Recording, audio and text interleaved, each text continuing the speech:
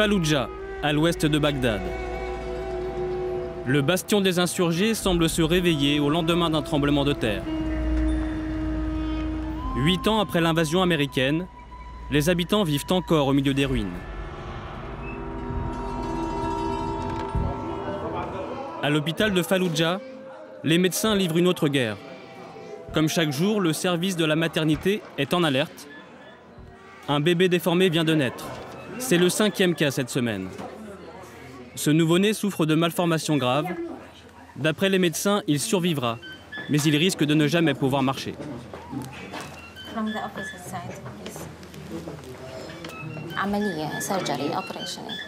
Il a besoin d'une opération. Pour l'instant, il est trop faible, donc on le garde en observation. Nous avons pu voir beaucoup d'autres types de déformations. Il y a des bébés qui naissent sans crâne, sans organes, ou parfois les jambes sont complètement tordues.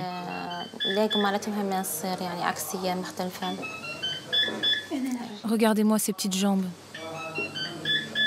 La mère de ce nouveau-né est sous le choc. Cette femme a eu 3 enfants avant celui-ci, nés sans aucun problème de santé. Ce bébé déformé est le premier cas de ce genre dans sa famille. Le phénomène est en pleine explosion. À Falloujah, une naissance sur 5 serait concernée par une malformation congénitale. Pour ce médecin, il n'y a plus qu'une solution, et elle est radicale. Aujourd'hui, je déconseille fortement à toutes les femmes de la ville d'avoir des enfants. Comment en est-on arrivé là? Ces bébés sont tous nés après 2004, date à laquelle Falloujah a connu l'une des batailles les plus violentes du pays. Durant plusieurs semaines, les bombardiers pilonnent la ville. 15 000 soldats de la coalition écrasent Falloujah. En face, 2000 combattants irakiens munis de kalachnikovs et de lance-roquettes. L'aviation américaine lâchera des centaines de tonnes de missiles. Impact. Sur ces images, on aperçoit des boules de feu qui tombent sur la ville. C'est le phosphore blanc, une arme chimique et incendiaire. Aujourd'hui, ces bombardements sont accusés d'avoir provoqué les malformations des enfants de Falloujah.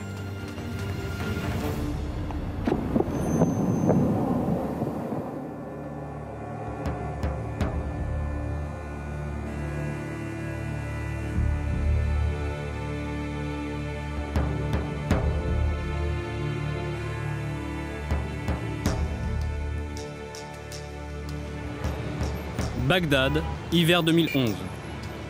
Comment sait-on qu'une ville n'est plus en guerre? Peut-être en observant ses passants arpenter les rues. En Irak, la paix s'installe progressivement, mais l'odeur de la guerre plane encore. La capitale irakienne alterne entre jours sanglants et jours paisibles. L'armée américaine s'est engagée à quitter le pays au mois de décembre. Elle laissera place à la police et à l'armée irakienne. Ces embouteillages, c'est le versant paisible de l'Irak.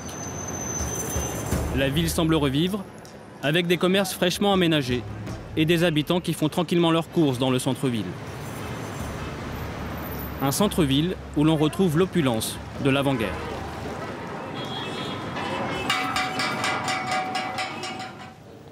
Mais la guerre est-elle vraiment terminée? Si la situation s'est améliorée à Bagdad, d'autres villes sont jetées aux oubliettes. Falloujah, par exemple, c'est la ville d'origine de mes parents. Après la guerre, cette ville est devenue inaccessible. Seuls ses habitants ont le droit d'y entrer librement. Mais j'ai de la famille et des contacts là-bas. Et surtout, je parle l'arabe d'Irak. Je prends contact avec un ami de Falloujah. Viens à 15h près de la statue. Je viendrai te chercher et on ira là où tu veux aller. Voici Abou Younes. Il a 32 ans. C'est un ancien joueur de football de l'équipe de Falloujah, aujourd'hui au chômage. J'avais fait sa connaissance lors d'un reportage il y a 4 ans. C'est lui qui m'avait signalé l'existence de bébés gravement déformés. S'il est venu me chercher jusqu'à Bagdad, c'est parce qu'il m'est impossible de me rendre à Falloujah sans son aide.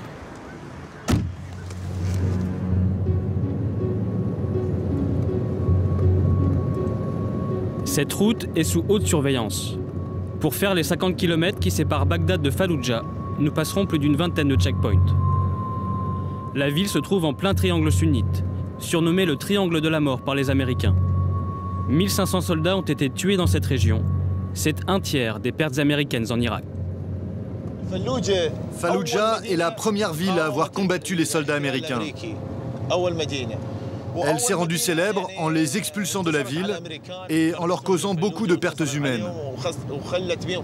À tel point que les gens se sont dit comment une petite ville comme Fallujah a pu résister contre la plus puissante armée au monde. En mars 2004, 4 mercenaires sous contrat avec l'armée américaine sont tués dans leur véhicule à l'entrée de la ville. Leurs corps mutilés sont traînés dans la rue, puis suspendus sur ce pont comme des trophées. C'est l'un des premiers actes de violence contre les États-Unis. Ces images vont faire le tour du monde. C'est le début d'une escalade qui aboutira à la bataille de Fallujah en novembre 2004. Bilan, 153 djihadistes tués et 3500 morts côté irakien. Fallujah est devenu un symbole de l'insurrection, la bête noire des Américains. Du coup, l'armée a imposé un contrôle très strict dans la ville. Les empreintes oculaires et digitales de chaque habitant ont été enregistrées dans les fichiers de l'armée américaine. Jamais une ville n'aura subi un tel traitement. Les habitants recevront même des cartes biométriques. Ce badge me permet d'entrer et de sortir de Fallujah. 7 ans plus tard, les badges ne sont plus obligatoires. La ville est passée sous le contrôle de l'armée irakienne, mais Fallujah reste le lieu le plus difficile d'accès du pays. Pour entrer, il te faut un garant. Il faut qu'il soit de Fallujah. C'est pour des raisons de sécurité qu'on me demande de me porter garant pour toi. Donc on n'entre pas comme ça à Fallujah? Non, pas comme ça, non. À l'approche de la ville, la tension monte dans la voiture. Arrête de filmer. Descends la caméra.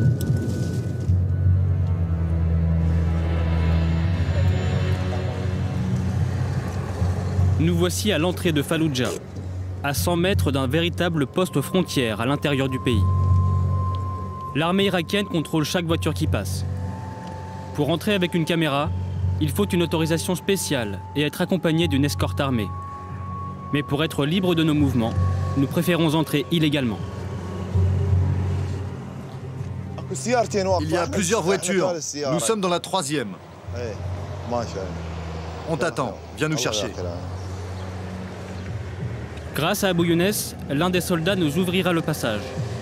Pour préserver sa sécurité, nous éviterons de le filmer. Après 1 heure d'attente, nous finissons par passer le checkpoint. Bienvenue à Fallujah, 300 000 habitants, une ville considérée comme la plus dangereuse d'Irak. Ici, rien n'a vraiment changé depuis la bataille. La vie reprend, les rues sont bondées, mais les traces de la guerre sont toujours là. Et les soldats irakiens continuent de patrouiller. Dans cette ville-prison, il est difficile de se faire discret avec une caméra. Alors pour sécuriser tous nos déplacements à l'intérieur de Fallujah, Abou Younes suivra nos pas. Il sera notre ange gardien.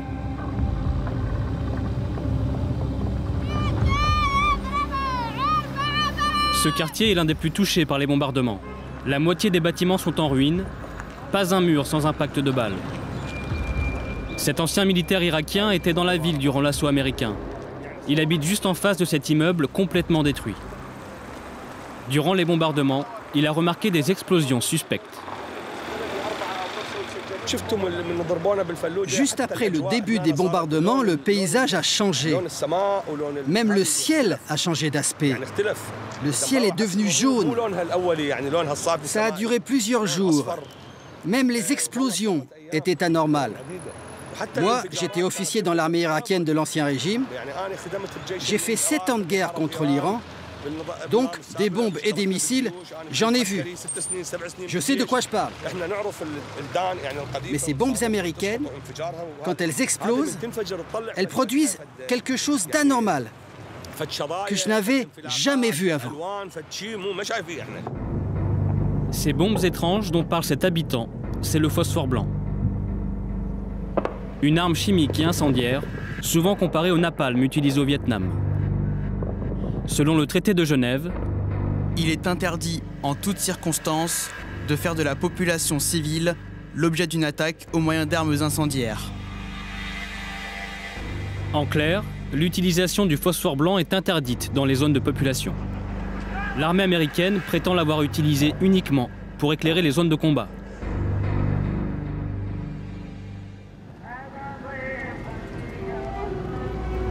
Pourtant, à Falloujah, des milliers d'habitants étaient encore dans la ville pendant les bombardements. Abou Younes me donne rendez-vous au cimetière des Martyrs, un ancien stade de football. 3500 corps y sont enterrés, combattants et civils réunis.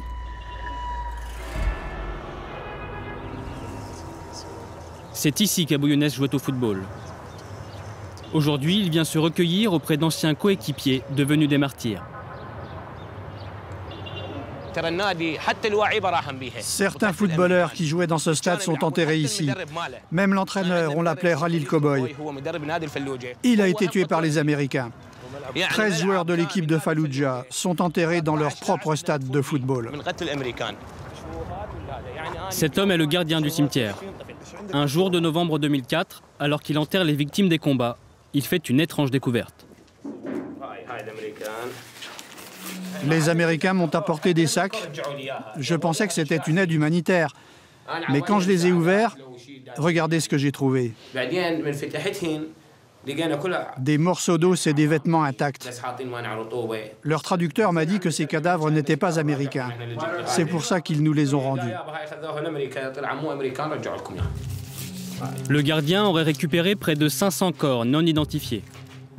Il les a tous pris en photo avant de les enterrer dans le cimetière. Nous avons posé la question à des médecins. Ils nous ont dit, s'il n'y a que les os et que les vêtements sont intacts, c'est à cause du phosphore blanc. Et cet homme, qu'est-ce qui lui est arrivé? Ah ça, on dirait que c'est à cause d'une arme chimique. Seul Dieu sait ce que c'est. Mais ça, c'est du phosphore, là aussi. Pour le gardien, il n'y a aucun doute, c'est le phosphore blanc qui a tué ces hommes. L'armée américaine aurait-elle utilisé cette arme contre la population? Que se cache-t-il réellement derrière ces photos? Pour trouver des réponses, je dois me rendre aux États-Unis.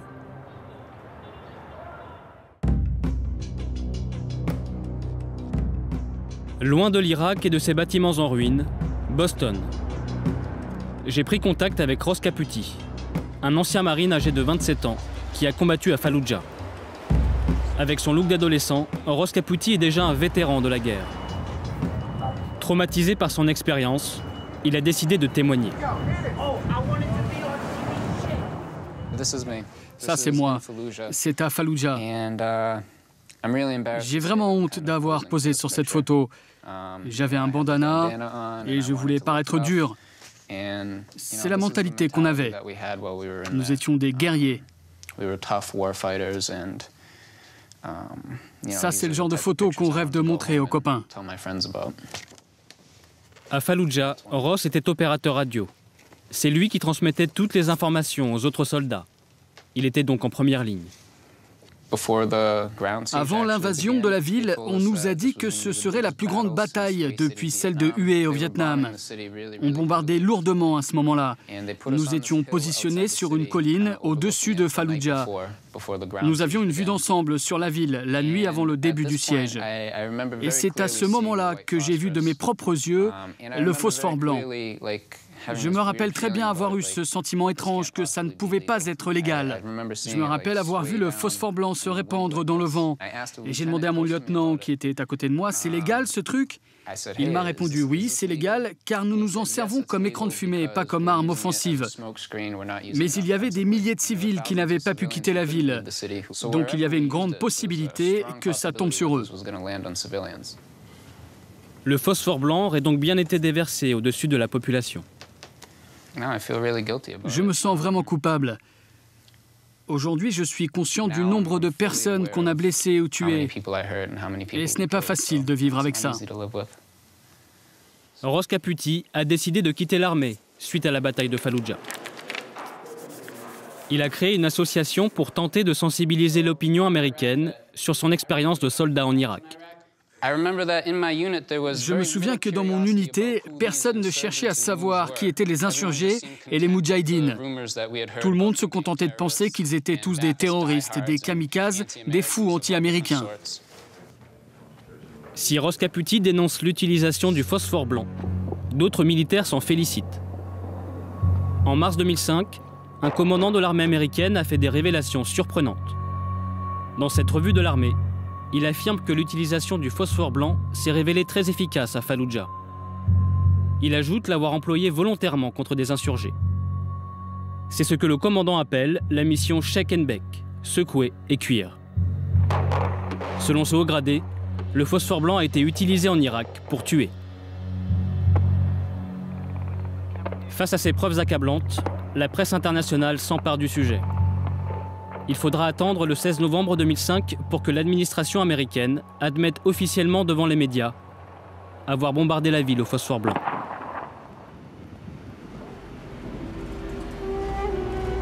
Retour à Falloujah. 7 ans après les bombardements, la population est convaincue que le phosphore blanc tue encore. C'est le cas de Khalil. Il habite dans le quartier Jolan, l'un des plus touchés par les bombardements. En 2005, Khalil a fondé la première association des victimes de la guerre. Son but est d'accumuler un maximum d'informations. Et ça commence par ses dossiers d'enfants malades. Cet enfant, par exemple, a eu une tumeur au cerveau juste après les bombardements de 2004.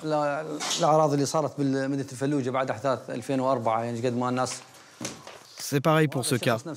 Un problème de malformation grave dès la naissance.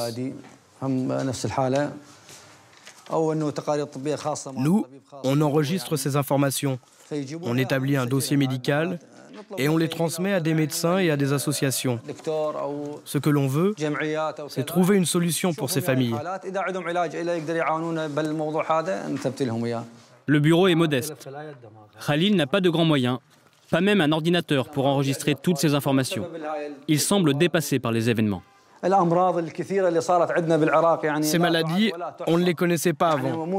Les Américains étaient censés nous apporter la modernité, mais ils nous ont renvoyés à l'âge de pierre. Khalil a accepté de nous fournir les dossiers d'enfants malades. Selon lui, la majorité des cas de maladies rares concernent des enfants de moins de 10 ans. Comme Ziad. Il est né après l'assaut de 2004 avec une malformation grave. Dans cette famille, c'est le premier cas de ce genre.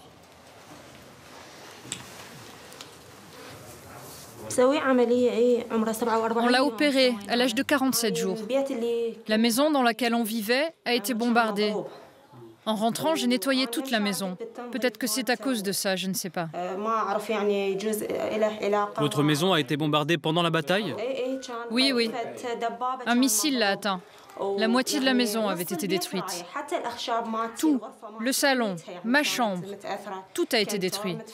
Les meubles aussi. Il nous reste ce placard, c'est tout. Nous avons tout reconstruit nous-mêmes. Un an après, mon enfant est né avec une malformation. Et on m'a dit que c'était lié au bombardement. Et vous êtes resté combien de temps dans cette maison? 2 ans. Nous avons quitté la maison 1 an après mon accouchement. Pourquoi des enfants qui n'ont pas vécu la guerre et qui n'ont pas été directement exposés au phosphore blanc sont-ils victimes de malformations? Qu'en disent les autorités irakiennes? S'agit-il d'un problème de santé publique? À Falloujah, seul le ministère de l'Environnement a accepté de nous parler. Nous n'avons pas fait d'études de l'environnement. Il était impossible de faire des analyses. Les bombardements ont commencé en 2004, ensuite en 2005, 2006, jusqu'en 2010. Ce n'est qu'en 2010 que les Américains ont quitté la ville. Quand un citoyen se baissait pour ramasser quelque chose, par exemple, il passait pour un poseur de bombes. Et un sniper américain pouvait lui tirer dessus. Je peux vous dire que c'est déjà arrivé plusieurs fois. Alors, pour nous, il était impossible de venir dans n'importe quelle de ces zones avec nos appareils pour faire des analyses. C'était trop dangereux, beaucoup trop dangereux. À Falloujah, personne n'a les moyens d'enquêter sur les causes des maladies. Pas même le ministère de l'Environnement irakien. Cette recrudescence d'enfants déformés n'est pas la priorité des autorités. L'ancienne ville rebelle est mise à l'écart par son propre gouvernement. L'omerta règne à Falloujah.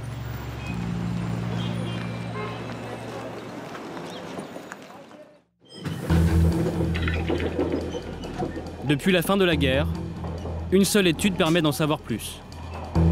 Publiée dans une grande revue médicale, elle a été réalisée à Falloujah en 2009.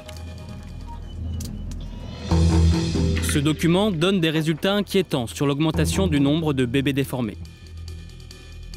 Il révèle une explosion des cas depuis 2005, soit 1 an après la bataille de 2004. Aberystwyth, au nord de l'Angleterre. L'auteur de cette étude, c'est le professeur Chris Busby, un scientifique britannique spécialiste de la radioactivité. Il est le secrétaire du Comité européen sur le risque de l'irradiation. Chris Busby est régulièrement l'invité des grands médias. Avec son béret noir, il est devenu une figure incontournable de la BBC et d'Al Jazeera. Dernièrement, il a été consulté sur les conséquences de la crise nucléaire à Fukushima. Contrairement aux autorités irakiennes, lui a enquêté à Falloujah. La seule chose à faire, c'est de frapper aux portes et de poser des questions. Combien de personnes ont été atteintes d'un cancer ces 5 dernières années? Qui vit ici? C'est vraiment simple. Si vous savez qui vit ici et quel âge ont ces personnes, vous pouvez prédire combien de cancers ils auront en se basant sur le taux national. Vous faites un calcul et vous obtenez le taux de risque. C'est ce qu'on a fait. Et vous êtes allé à Falloujah? Non, impossible. J'ai trop d'ennemis là-bas. Je n'ai pas pris le risque de me prendre une balle dans la tête. Comment avez-vous fait alors? Je leur ai tout simplement dit comment faire. J'ai créé un questionnaire basé sur ceux que j'avais fait avant. Et même pour l'équipe irakienne recrutée par Chris Busby, la tâche était compliquée. Dans certains quartiers, ils ont été agressés. Avec leurs questions, on les prenait pour des espions. On a alors demandé à des gens connus et respectés des habitants de les accompagner pour éviter les problèmes. À la fin de notre enquête, le gouvernement irakien s'en est aperçu. Il a diffusé une campagne de dénigrement disant que nous étions des terroristes et que ceux qui répondraient aux questions seraient envoyés en prison. Mais c'était trop tard, nous l'avions fait. En plus du questionnaire, Chris Busby a demandé des échantillons de terre et d'eau. Des cheveux ont également été prélevés sur les habitants. Le résultat des analyses est étonnant. En étudiant ces échantillons de plus près, j'ai trouvé 52 éléments différents. Il y avait du strontium, barium, niodymium, du cobalt, césium, calcium, la liste est longue. Mais le seul élément qui peut expliquer les malformations congénitales et les cancers, c'est l'uranium.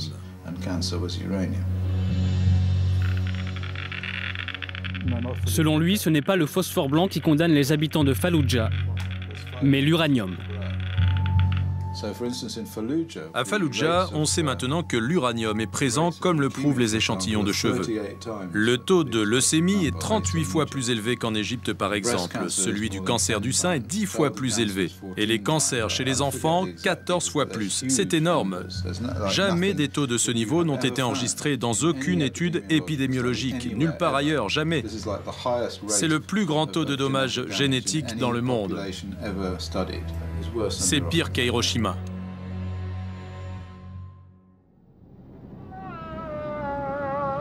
Pourquoi Falloujah est-elle comparée à Hiroshima? Comment de l'uranium a-t-il pu se retrouver dans cette ville? Officiellement, aucune arme nucléaire n'a été utilisée à Falloujah.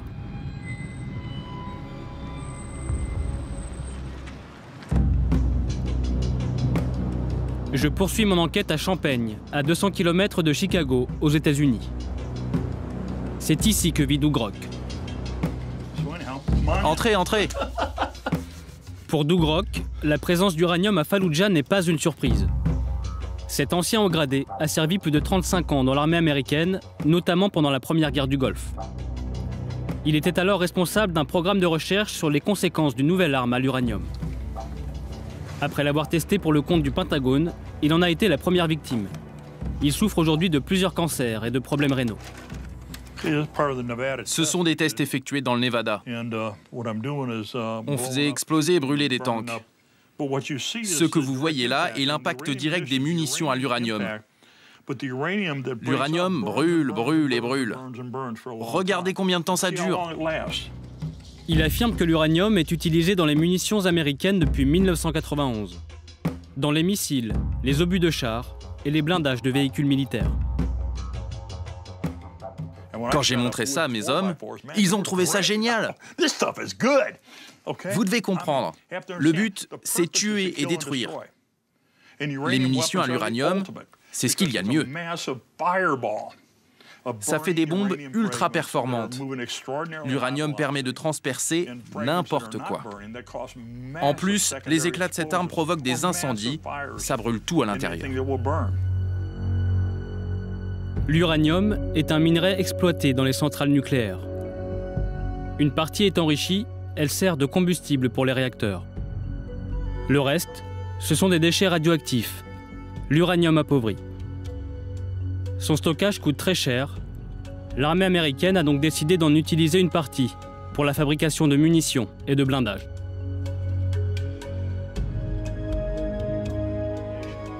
Pour Doug Rock, l'uranium appauvri est tout simplement une arme nucléaire.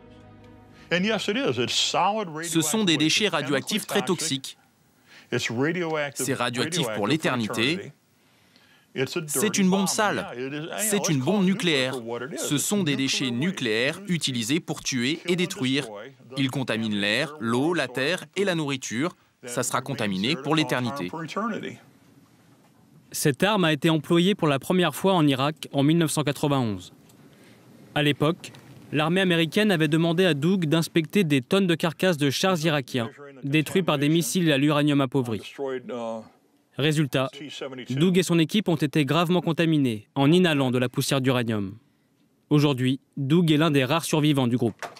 Regarde comme j'étais en bonne santé à l'époque. Rien à voir avec maintenant. J'étais en pleine forme, aujourd'hui je suis malade. Ça valait pas le coup. Trop de gens sont malades, trop de gens sont morts. Depuis la prise de cette photo, 21 membres de son équipe sont décédés. En revenant d'Irak, Doug a rendu un rapport défavorable à l'usage de l'uranium appauvri. Quand je leur ai dit que c'était trop dangereux et qu'on ne pouvait pas nettoyer le sol, ils m'ont viré. Nous ne voulons plus t'entendre. Tu fais ton job, ok, mais ferme-la et dégage. L'armée américaine n'a jamais tenu compte des recommandations de Doug Rock. Vous pensez qu'ils l'ont utilisé à Falloujah? Oui, énormément à Falloujah et même de manière intensive. Dans tous les endroits où ils l'ont utilisé, il y a des problèmes de santé. J'ai essayé de nettoyer. C'est impossible. C'est pour ça que je leur avais dit d'arrêter. Pour en savoir plus, je cherche à joindre le colonel Peter Newell. Il était en charge de la bataille de Falloujah en 2004. Je ne réussirai jamais à obtenir une interview, ni même une réponse par téléphone. Je ne peux pas vous répondre tout de suite. Je vais vous donner une adresse email, vous pourrez envoyer vos questions et on vous répondra. La question semble gêner. La seule réponse que j'obtiendrai est un lien vers une page internet de l'armée américaine. Cet article vante les mérites de l'uranium appauvri et minimise sa dangerosité. La seule allusion aux conséquences sanitaires est dans cette phrase.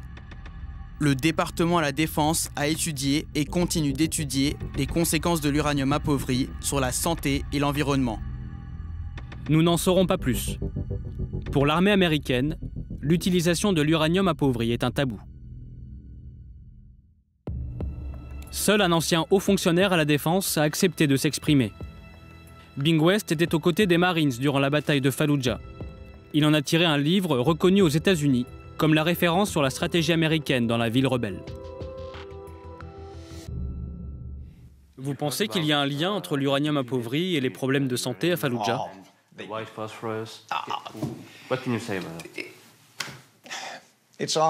Ça n'a aucun sens. L'uranium appauvri, une bombe est une bombe. On ne va pas envoyer une bombe radioactive alors que les Marines sont sur le terrain. Sinon, ils mourraient tous. Si un scientifique prouve qu'il y a un lien entre ces maladies et une arme militaire, cette arme ne devrait pas être utilisée sauf cas exceptionnel. D'ailleurs, s'il y avait effectivement un lien, les premières personnes à être atteintes seraient les soldats eux-mêmes. Et je ne connais aucun soldat américain se plaignant de l'uranium appauvri.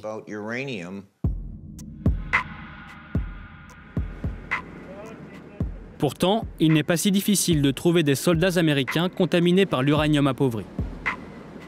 À quelques kilomètres de New York, Gerhardt, Janice et leurs enfants ont toutes les apparences d'une famille américaine modèle. Il me fatigue, ce chien. À un détail près, en 2003, Gerhardt Matthew a servi plus de 6 mois en Irak. En Irak, j'étais chauffeur de camion. Je transportais des véhicules blindés touchés par des missiles. Le matériel bougeait dans le camion, donc on devait le manipuler. C'est ça qui a dû nous causer des problèmes.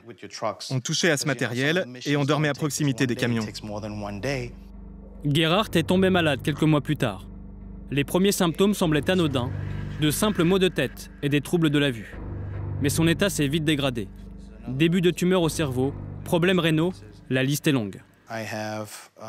Je ne contrôle plus ma vessie. Je vais vous montrer à quel point c'est un problème. Aujourd'hui, Gerhardt est obligé de porter des couches. Mais il y a plus grave. Sa fille Victoria, conçue après son retour d'Irak, présente une malformation à la main droite. Cette image rappelle les bébés déformés de Falloujah. Son histoire a fait la une des médias dans le monde entier.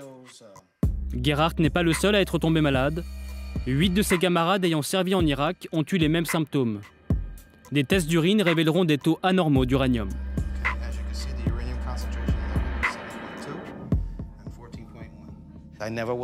On ne m'a jamais parlé d'uranium appauvri dans l'armée. Je n'ai jamais eu de formation sur la manière de manipuler ces équipements contaminés. Je ne savais même pas ce que c'était l'uranium appauvri. La dernière fois que j'en ai entendu parler, c'était en cours de chimie. Gerhardt pense avoir été contaminé pendant sa mission en Irak. Il a décidé de porter plainte contre l'armée américaine. Selon lui, elle aurait enfreint les règles de sécurité en l'exposant à du matériel radioactif. Son épouse est allée encore plus loin. Ma femme a écrit à tous les députés et sénateurs américains. Là, par exemple, c'est une réponse de l'un d'entre eux. À l'époque, même le bureau du président Bush s'était saisi du dossier.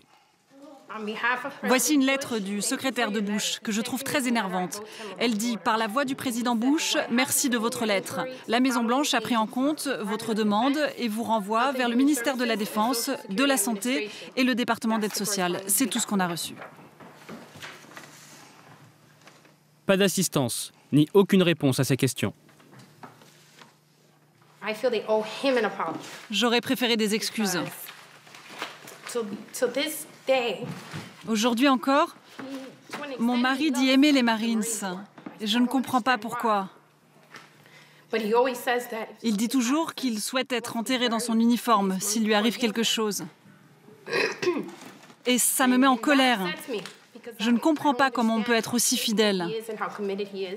Et je ne comprends pas comment le gouvernement peut traiter un homme de cette manière alors qu'il honore toujours son pays.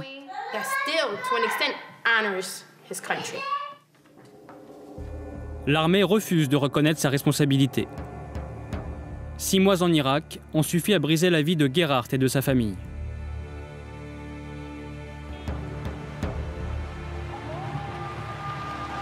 À Falloujah, des milliers d'habitants vivent toujours dans ces immeubles détruits par les bombardements américains. 7 ans dans une ville contaminée. À l'hôpital de Falloujah, le personnel est démuni. L'hôpital manque cruellement d'équipement médical. Il n'y a rien à faire pour sauver ces enfants. Alors pour garder les preuves de leur naissance, un photographe a été réquisitionné par les médecins. Pourquoi vous le prenez en photo? C'est pour notre base de données. On l'actualise tous les mois. Ces photos sont insoutenables. La plupart de ces bébés ne survivront que quelques heures. Chaque mois, une vingtaine comme eux naissent et meurent dans cet hôpital. C'est sans compter les autres nourrissons atteints de maladies graves. La plupart des familles préfèrent que les enfants meurent. Un jour, un père m'a dit « À chaque fois que je vois mon fils déformé, je meurs. » Une génération sacrifiée. Et combien d'autres? Pour ces enfants, il est déjà trop tard. Les Irakiens sont impuissants face à cette catastrophe humaine. Pour éviter que la tragédie de Falloujah ne se reproduise ailleurs, certains en Europe commencent à se mobiliser.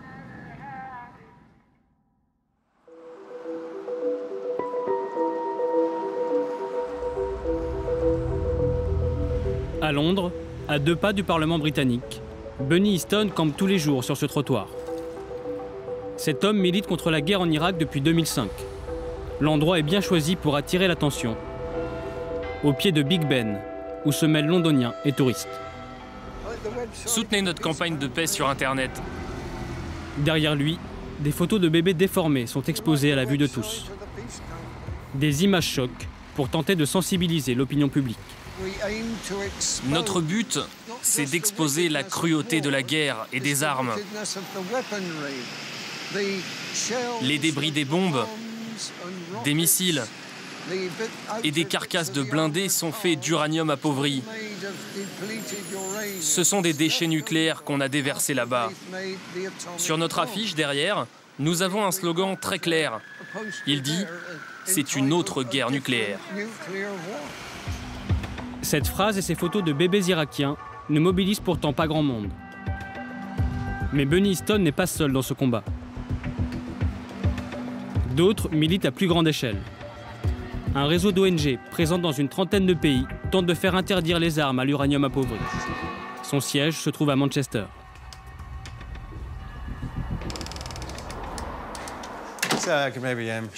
Voici quelques documents de notre organisation qui nous servent pendant nos campagnes de sensibilisation. Nous avons fait des résumés parce que l'uranium appauvri, c'est compliqué. On essaie de compiler les informations essentielles dans nos tracts. Celui-là, par exemple, nous l'avons distribué au Parlement britannique pendant une campagne à l'échelle nationale. Nous avons même briefé les députés et nous les informons régulièrement sur le problème. Douglas connaît très bien les conséquences de ces armes à l'uranium. Il travaille dessus depuis la guerre des Balkans en 1994. Depuis, il a élaboré avec son équipe une méthode de travail pour identifier et décontaminer les zones bombardées. Son premier terrain était la Bosnie, où les Américains auraient déjà utilisé des armes à l'uranium appauvri. C'est la carte d'une zone bombardée en Bosnie. L'uranium a été déversé dans cette région en 1994 et 1995. Cette zone est hautement contaminée.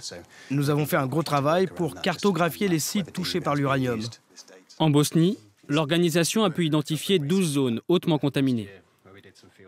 Grâce à ces informations, le ministère de l'Environnement bosniaque a pu prendre des mesures pour limiter les dégâts. Ce site a été décontaminé en 2007. On ne savait pas où exactement ces bombes étaient tombées. Donc il a fallu ratisser large pour trouver les armes. Ça, ce sont les restes de munitions à l'uranium retrouvés dans le sol. Vous voyez la partie jaune? C'est l'oxyde d'uranium. Il y a 300 grammes d'uranium dans chacune de ces munitions. Grâce à la collaboration des autorités locales, Douglas a pu travailler librement en Bosnie. En Irak, la situation est bien plus compliquée. Le problème en Irak, c'est qu'il y a 3 types de contamination. Il y a d'abord les débris et munitions de tanks contaminés. Les enfants jouent avec ces débris. Et puis il y a de l'uranium appauvri qui vient des bombardements de l'aviation. Il contamine le sol, l'environnement, les cultures et aussi les habitations. Il y a enfin une troisième forme de contamination, c'est celle des véhicules blindés qui tirent sur les habitations. Tout ça a besoin d'être cartographié. Mais pour l'instant, l'armée américaine n'a pas donné d'informations sur les endroits où ces armes ont été utilisées. C'est un gros problème. Pour obtenir ces informations, les militants sont allés jusqu'à manifester devant l'ambassade des États-Unis en Angleterre. Mais l'armée américaine refuse toujours de communiquer. En attendant, l'ONG s'attaque au gouvernement britannique, accusé à son tour d'avoir utilisé de l'uranium appauvri en Irak. Ces accusations ont même récemment été reprises par une députée britannique en pleine session parlementaire. J'ai lu des rapports inquiétants sur l'augmentation des naissances de bébés déformés à Falloujah. Pourrions-nous avoir un débat? Nous aimerions savoir ce qu'en pense notre ministre des Affaires étrangères et s'il pourrait questionner son homologue américain sur cet héritage de la guerre en Irak. En 2010, le ministère de la Défense britannique finira par reconnaître l'utilisation de l'uranium appauvri en Irak et fournira des informations à l'ONU sur les zones bombardées. L'allié des États-Unis commence à émettre des doutes sur cette arme. Seuls la Belgique, l'Irlande, le Costa Rica et la Nouvelle-Zélande ont banni l'uranium de leurs armes. Mais aujourd'hui, aucune convention internationale ne mentionne l'uranium appauvri dans ces textes, ce qui permet à l'administration américaine de l'utiliser sans être inquiétée.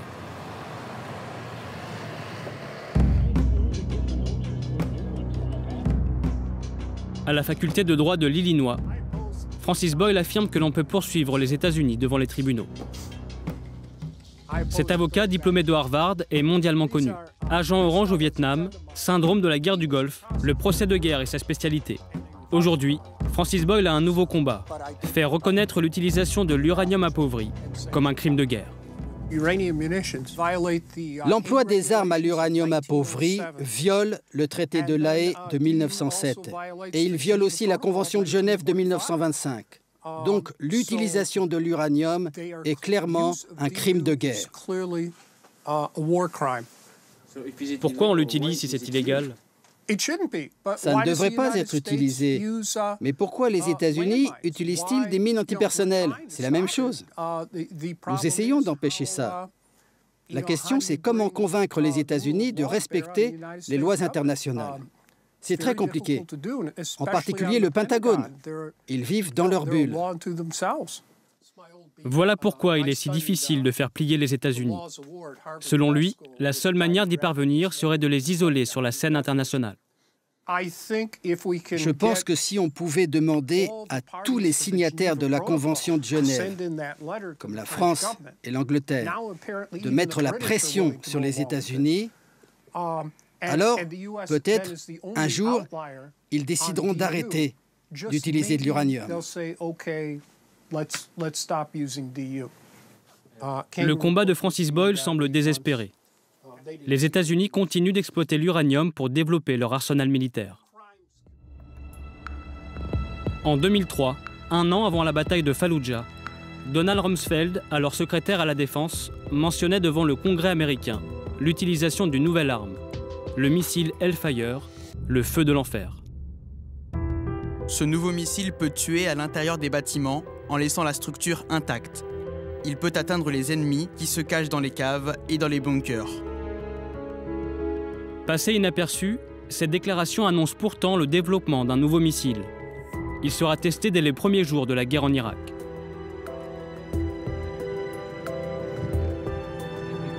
Des experts ont réagi à la déclaration de Donald Rumsfeld. C'est le cas de Dai Williams, un chercheur en armement. Ce scientifique est membre de l'Institut de recherche pour le désarmement à l'ONU. Selon lui, le missile Hellfire est une bombe de nouvelle génération. Elle sera utilisée à plusieurs reprises lors de la bataille de Falloujah. Les experts appellent ça une arme thermobarique. Ils ont utilisé des bombes thermobariques. Ce sont de nouvelles armes tactiques conçues pour tuer localement. Ces armes dégagent une température extrême qui carbonise tout. Si une personne se trouve dans un rayon de 50 mètres, elle mourra.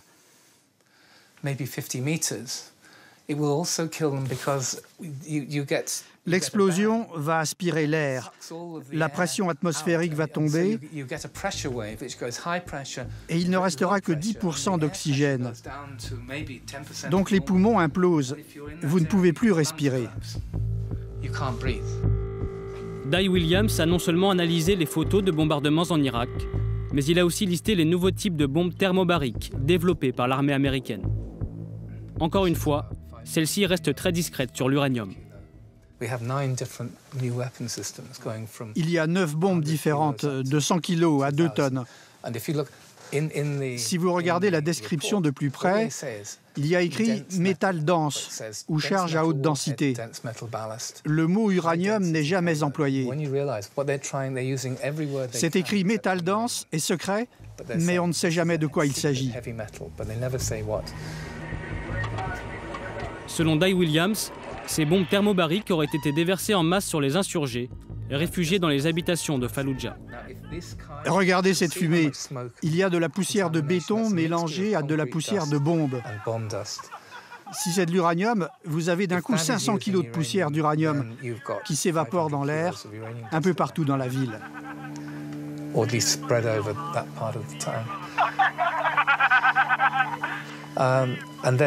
Les soldats éclatent de rire, mais ils ne réalisent pas qu'ils rient de leur prochain cancer.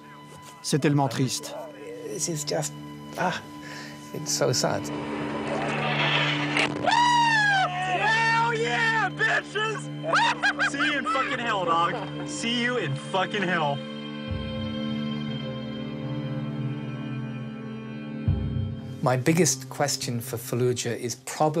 Je pense que Falloujah a été un terrain d'expérimentation pour ces nouvelles bombes thermobariques à l'uranium.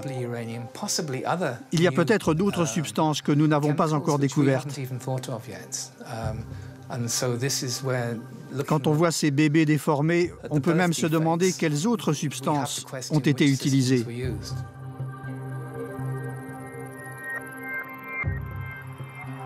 Falloujah, la ville de mes parents, aurait-elle servi de laboratoire pour l'armée américaine? Jusqu'à quand les Irakiens devront-ils subir les conséquences de la guerre?